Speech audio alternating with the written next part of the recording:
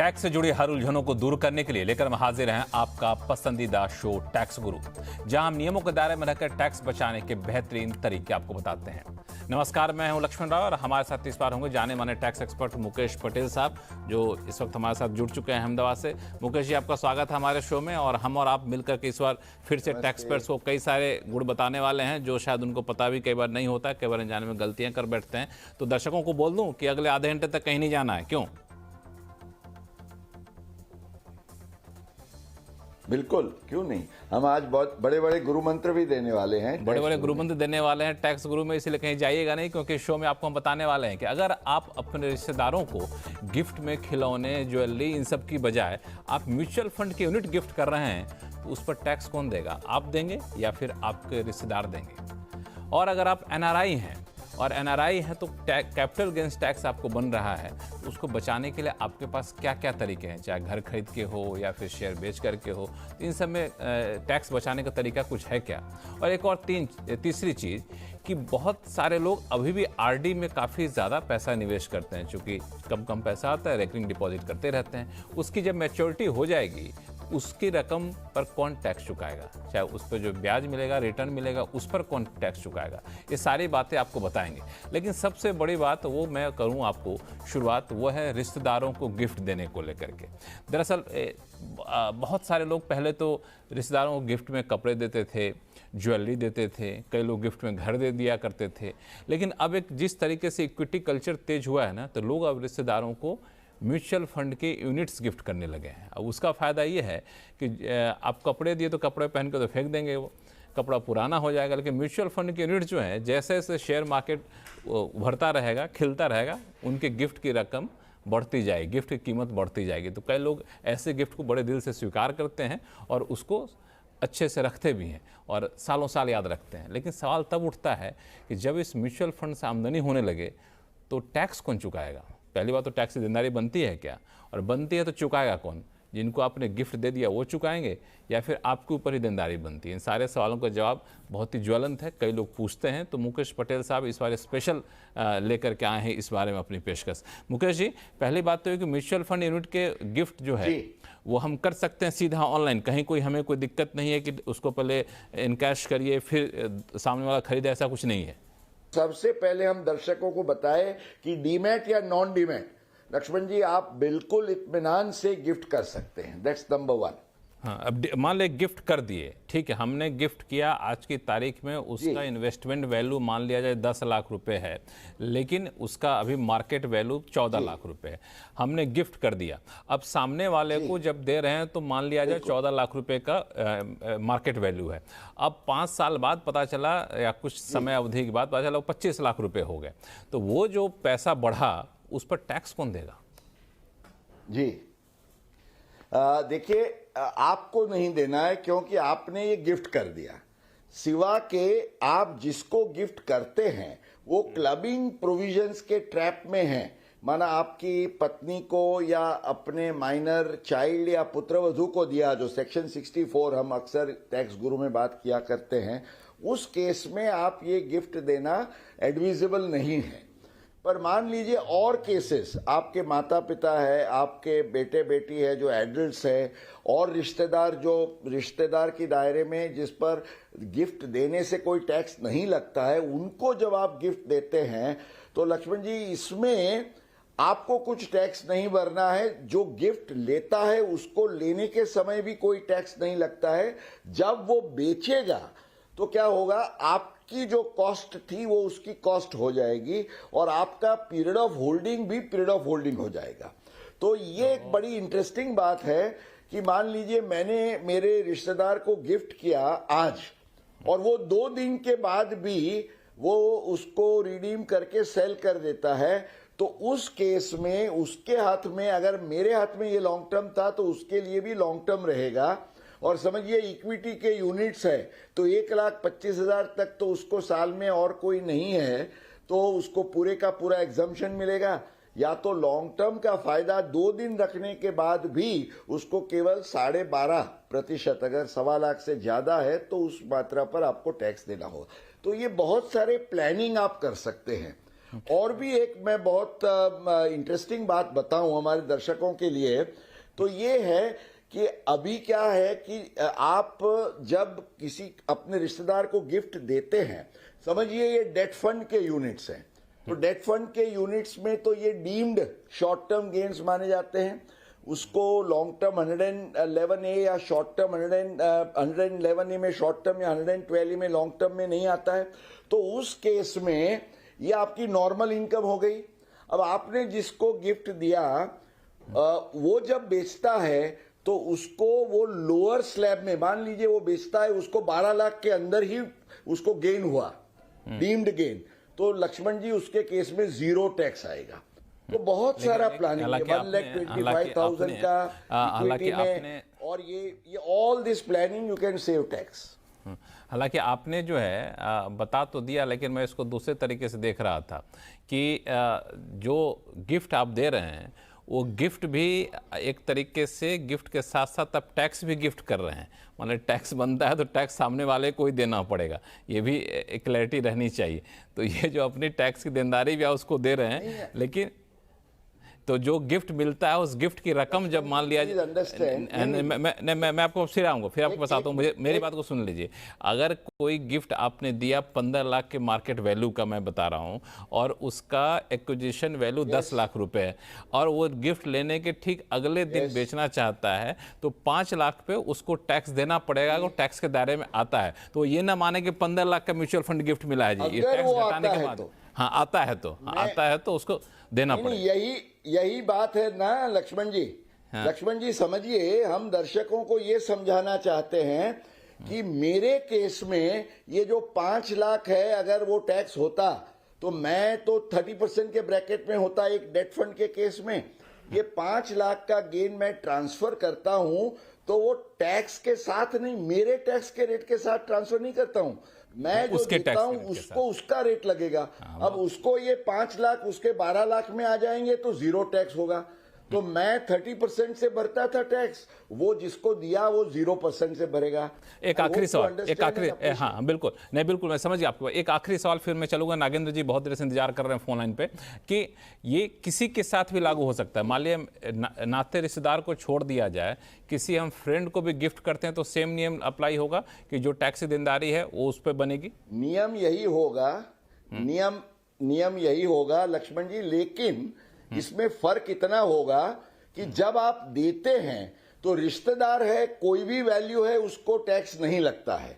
गैर रिश्तेदार है तो 50,000 से ज्यादा उसकी इनकम गिनी जाती है। पर उसमें भी स्मार्ट प्लानिंग ये हो सकता है, मान लीजिए आपने अपने दोस्त को दिया, अब दोस्त की इनकम ज्यादा है नहीं, उसको देते हैं तो वो 56(2) में उसकी इनकम मानी जाएगी।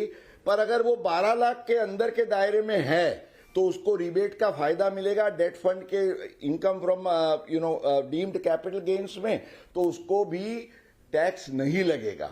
तो स्मार्ट प्लानिंग से आप गैर रिश्तेदार को भी दे सकते हैं, ये ख्याल रखिए। बिल्कुल, बहुत ही इंटरेस्टिंग टॉपिक आपने इस बार कर रखा है, बहुत ही बेहतरीन है, बहुत लोगों के काम की चीज़ है, टैक्स प्लानिंग के लिहाज से भी और गिफ्ट देने के लिहाज से भी, गिफ्ट लेने के लिहाज से भी। चलिए शुरू करते हैं सवाल जवाब का सिलसिला। सबसे पहले चलते हैं कोलकाता, जहां से नागेंद्र प्रसाद जी हमारे साथ जुड़ चुके हैं। नागेंद्र जी नमस्कार। नमस्कार लक्ष्मण जी, और पटेल साहब को भी नमस्कार जी। नमस्कार नमस्कार, बताया जाए सवाल क्या? नमस्कार। मैं एक रिटायर्ड भारतीय हूँ जी। एक पिछले साल रिटायर किया हूँ, मेरी पत्नी हाउसवाइफ है। सीएनबीसी का टैक्स गुरु मैं पिछले लास्ट 15 साल से देख रहा हूँ, मुझे बहुत पसंद आता है। बहुत बहुत धन्यवाद। सीएनबीसी का सभी प्रोग्राम मैं रेगुलर दर्शक हूँ। मेरा सवाल है ये कि मैं जो रिटायर किया तो उसमें जो अमाउंट, जो राशि हमें मिला है, तो अभी तक मैं अपने नाम से फिक्स किया हूँ, तो उसका जो इंटरेस्ट है तो उसके ऊपर तो मेरी देनदारी बन जाती है। तो उस पैसे का क्या 50% मैं अपने वाइफ के नाम से फिक्स कर सकता हूं, जिससे टैक्स देनदारी कुछ बच सके? मुकेश जी क्या कहेंगे? बिल्कुल बिल्कुल कर सकते हैं नागेंद्र जी, आप इतने सालों से टैक्स गुरु देखते हैं, आपको हमें कुछ तो गिफ्ट देना चाहिए। आपको ये गिफ्ट समझिए, एडवाइस ये है कि आप अपना जो भी रिटायरमेंट का पैसा मिला है उसका आधा पैसा आप जैसे चाहते हैं अपने अकाउंट से अपने वाइफ का अलग बैंक अकाउंट खोलिए, उसका पहला नाम रख के आपका दूसरा नाम रख सकते हैं और उसमें आधी राशि आप जमा करिए, उसका इन्वेस्टमेंट करिए और उसके पान के आधार से इन्वेस्टमेंट होगा, वो उसकी इनकम मानी जाएगी। आधी इनकम पर वो टैक्स भरे, आधी इनकम पर आप टैक्स भरो। ये बिल्कुल लेजिटिमेट टैक्स प्लानिंग है लक्ष्मण जी, इसमें कोई दिक्कत नहीं है। चलिए नागेंद्र जी 15 साल से देख रहे हैं CNBC आवाज के टैक्स गुरु को, तो इतनी तो टैक्स प्लानिंग खुद भी कर लेते हैं वो। चलिए बहुत बहुत धन्यवाद नागेंद्र जी हमसे जुड़ने के लिए। और चलते हैं दिल्ली, जहां से नवीन कुमार गुप्ता जी फोन लाइन पे। नवीन जी नमस्कार, क्या उलझन है आपकी? नमस्कार जी। नमस्कार नमस्कार सर मेरी ये रिक्वायरी है जी कि मैंने सन 10 मार्च 2020 में 10,000 रुपए पर मंथ के हिसाब से recurring account, deposit account post office के अंदर 5 साल के लिए खुलवाया था। ठीक है। और ये रिकरिंग अकाउंट मेरा 10 मार्च 2025 के अंदर मैच्योर हो गया और इसके मद में मुझे 6 लाख रुपए तो प्रिंसिपल अमाउंट मिला है और 1,23,138 रुपए मुझे इंटरेस्ट अमाउंट मिला है। अच्छा। अब मेरी क्वारी ये है सर कि जो 1,23,138 रुपए मिले हैं मुझे फाइनेंशियल 2024-25 में, वो मेरी इंटरेस्ट इनकम 2024-25 की मानी जाएगी या फिर ये जो 5 साल तक मैंने 10-10 हजार इंस्टॉलमेंट पे किए हैं, डिपॉजिट किए हैं, ये इसकी इंटरेस्ट इनकम मानी जाएगी 5 साल की? बिल्कुल मुकेश जी बताएंगे, बहुत ही अच्छा सवाल है मुकेश जी। उनको हमें सवाल ये पूछना है कि आपने ये जो इंटरेस्ट आपको अभी एक्रूअल बेसिस पर अभी मिला on actual receipt credit in your account, वो आगे के सालों में प्रोपोर्शनेट आपने दिखाया था एक्रूअल बेसिस पर? नहीं सर, मैंने नहीं दिखाया था। तो अगर आपने नहीं दिखाया था ना, तो ये अमाउंट आपने आगे नहीं दिखाया था तो आपको अभी पूरा अमाउंट इनकम के तौर से दिखाना पड़ेगा। पर लक्ष्मण जी इससे एक बहुत इंपॉर्टेंट मैसेज, मैंने जैसे कहा एक बड़ा गुरु मंत्र हमारे टैक्स पेयर्स के लिए ये है कि आप जैसे निवेश करते हो एनएससी में, केवीपी में, रिकरिंग डिपॉजिट्स में, जहां 5 साल 7 साल 8 साल के लिए आपको इंटरेस्ट मिलता है, तो don't wait to show the income in the last year, नहीं तो आप ऊंचे स्लैब में आ जाएंगे, टैक्स आपको एक साथ ज्यादा देना पड़ेगा। उसको एक्रूअल बेसिस पर आप हर साल दिखाते रहिए, क्योंकि section 145 of the income tax act says choice of accounting method is yours. तो आप तय कर सकते हैं कि भले, और सबके टेबल्स होते हैं, तो उसके हिसाब से लक्ष्मण जी मेरी सुझाव और राय सबके लिए यह है, हर साल आप इनकम दिखाते रहिए, तो वो स्मॉल इज ब्यूटीफुल रहेगा, ताकि एंड में आपको एक साथ ओवरलोड ना हो जाए टैक्स का। चलिए देखते हैं टैक्स गुरु, और आपके सवालों का जवाब देने के लिए हमारे साथ हैं जाने माने टैक्स एक्सपर्ट मुकेश पटेल साहब, जो कि अहमदाबाद से जुड़े हैं। मुकेश जी, लोगों के सवाल हैं, लेकिन एक सवाल जो हर शो में आता है, तो जब शो में आता है तो मैं सोचा था कि आपसे डिटेल में पूछूंगा, चूंकि आप इस टैक्स के इस वाले पहलू के बड़े एक्सपर्ट हैं, वो है NRI को लेकर के। दरअसल NRI के पास हमेशा ये उठता है कि भाई हम तो NRI हैं, लेकिन हमारे साथ भेदभाव क्यों किया जाता है टैक्स को लेकर के। तो पहली बात को कि क्या वाकई रेजिडेंट और NRI में कोई टैक्स का भेदभाव है क्या, और भेदभाव इसलिए लोग कहते हैं क्योंकि कैपिटल गेंस का जो है मुद्दा बड़ा पेचीदा होता है उनके लिए। लक्ष्मण जी, अगर मैं संक्षिप्त में समझाऊं तो मैं कहूंगा भेदभाव है।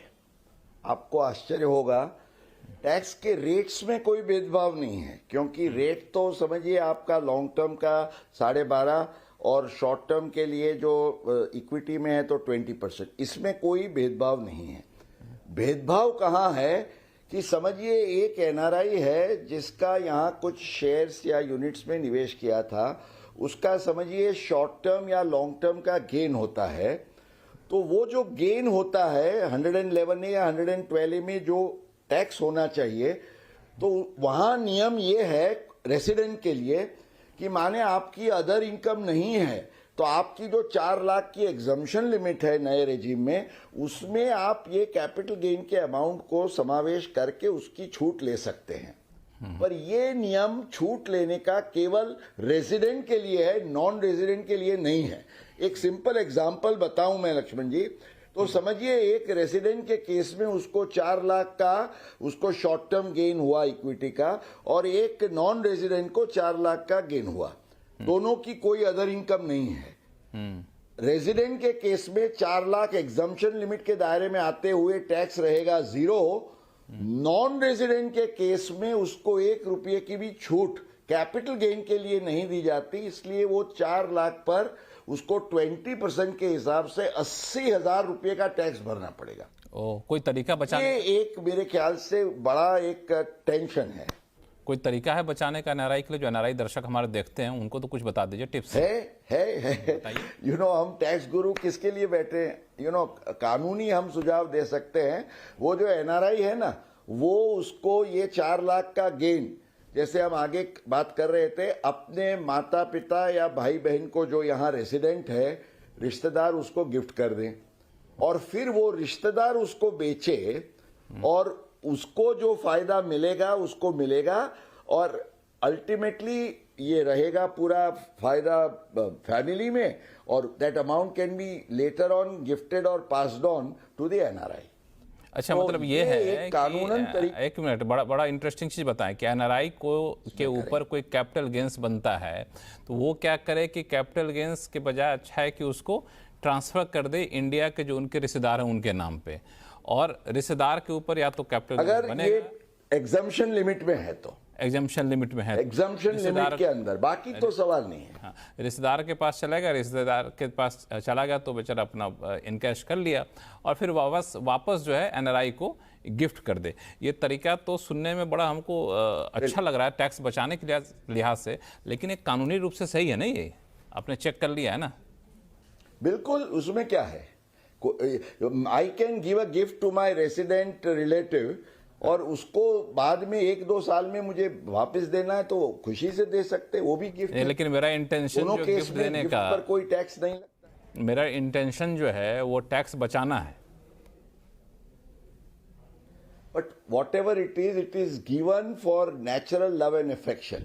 एक हमारे आयकर कानून में गार का नियम कहते हैं, जनरल एंटी अवॉइडेंस के रेगुलेशंस, पर वो जब आप करोड़ों रुपए का टैक्स अवॉइडेंस होता है उस केस में लगता है। ये छोटे मोटे केसेस में गार नहीं लगता। आफ्टर ऑल रिश्तेदार के दायरे में है, इट इज नो टैक्स।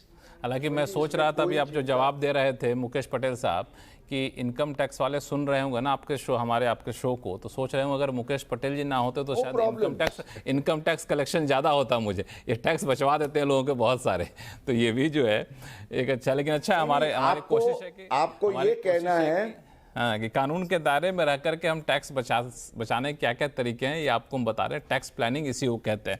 बहुत अच्छा आपने बताया, ये भी बहुत ही यूनिक टिप्स है टैक्स बचाने के लिए। चलते हैं नई दिल्ली, जहां से बीके बंसल साहब हमारे साथ फोन लाइन पे है। बंसल साहब नमस्कार।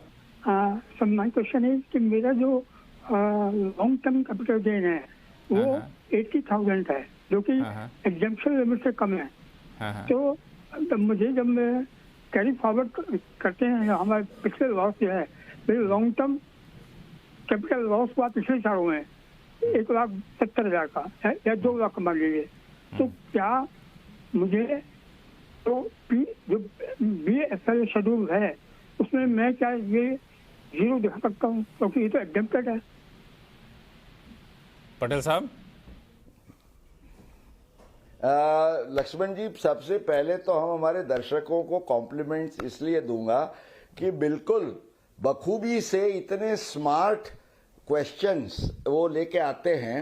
हालांकि अनफॉर्चुनेटली उनको मैं थोड़ा डिसअपॉइंट करूंगा, क्योंकि ये जो ITR की यूटिलिटी है ना, उसमें जो आप सुझाव दे रहे हैं कि can I pick and choose, कि मेरा 1,25,000 के दायरे में मेरा जो लॉन्ग टर्म कैपिटल गेन का फायदा है उसको मैं पहले ले लूं, और मेरा जो शॉर्ट टर्म का कैपिटल लॉस अगले सालों से आ रहा है उसको मैं होल्ड करके आगे बढ़ाऊं। पर यूटिलिटी जो ITR का आपका रिटर्न होता है, वो जैसे ही कोई गेन देखेगा लॉन्ग टर्म या शॉर्ट टर्म, और आगे का शॉर्ट टर्म का लॉस आपका कैरी फॉरवर्ड है, इमीडिएटली वो सेट ऑफ हो जाएगा, आपका शॉर्ट टर्म लॉस कम हो जाएगा। हालांकि जो आप कह रहे हैं इट्स अ वेरी रोजी प्रपोजल, बट प्रैक्टिकल कॉन्टेक्स्ट में ये मुनासिब पॉसिबल नहीं है लक्ष्मण जी। बंसल साहब, कोई कंफ्यूजन है? हाँ साहब, मैं यही कह रहा था क्योंकि वो तो एग्जाम कि उसको तो मुझे जो है बेहतर शेड्यूल में मैं जो है शकअप करने की मुझे कोई जरूरत भी नहीं है। यही सब तो ये भी लक्ष्मण जी, वित्त मंत्री को, आप तो नॉर्थ ब्लॉक में जाते रहते हैं अक्सर, वित्त मंत्री के पास इनका प्रस्ताव लेके जाइएगा कि मेरा 1,25,000 बरकरार रखिए और बाकी का ही आप मेरा कम सेट ऑफ करिए ताकि मैं उसको कैरी फॉरवर्ड कर सकूं। कानून में बदलाव होगा तो ये पॉसिबल है, तब तक पॉसिबल नहीं है। वित्त मंत्री साहिबा या फिर उनके ऑफिस वाले कहेंगे कि एक तो आप टैक्स बचाने के तरीके बताते रहते हैं लोगों को, ऊपर से कहते नियम भी ढील दीजिए ताकि और टैक्स बचा सके, ताकि हमारा टैक्स कलेक्शन ही जो है वो आफत में पड़ जाए। लेकिन ठीक है, अच्छा सुझाव, आम जनता के लिए राहत देने वाले सुझाव हैं, इन सुझावों पर गौर करना चाहिए। बंसल साहब धन्यवाद हमारे शो में जुड़ने के लिए। कोई कन्फ्यूजन हो फिर से वापस से जुड़िएगा। हाँ, कुछ कहना चाह रहे थे? सर को भी, दोनों को थैंक यू सर, बहुत बहुत धन्यवाद, बहुत बहुत धन्यवाद। मुकेश पटेल साहब, आपका बहुत बहुत शुक्रिया, बहुत ही शानदार और जानदार आपने टैक्स टिप इस शो में दिए हैं। और दर्शकों से यही कहूँगा कि आपके पास कोई भी सवाल हो, चाहे इनकम टैक्स से जुड़ा हुआ हो या फिर जीएसटी से, तो आप हमें लिख भेजिए tax@moneycontrol.com पे। जब अपना सवाल भेजते हैं तो अपना नाम और मोबाइल नंबर लिखना ना भूलें, ताकि ऐसे ही आपको सीधे अपने टैक्स गुरु से रूबरू करा सकूँ, आपके हर सवालों का जवाब आपको सटीक तरीके से मिल सके। देखते रहिए CNBC आवाज़। नमस्कार।